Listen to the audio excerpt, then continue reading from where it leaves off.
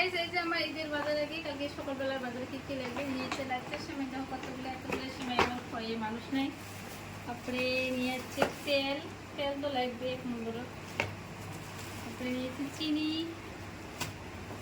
তারপরে মশলা আছে আর কি, এটা আমি গোটা মশলা নিয়ে ফেলেছি, গরম মশলা নিয়েছি, এমনি তো গরম মশলা আছে।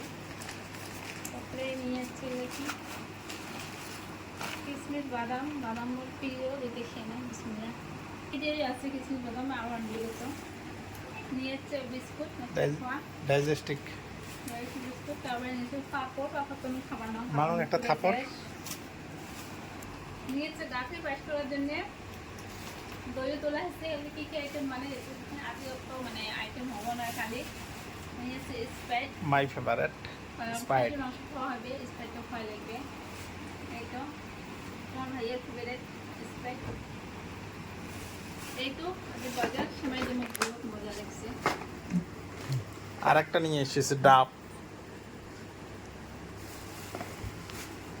তো কি বাই বাই, আল্লাহ হাফিজ সবাইকে। সময় দিকে বলেছে কোন মেসেজ দেবেন।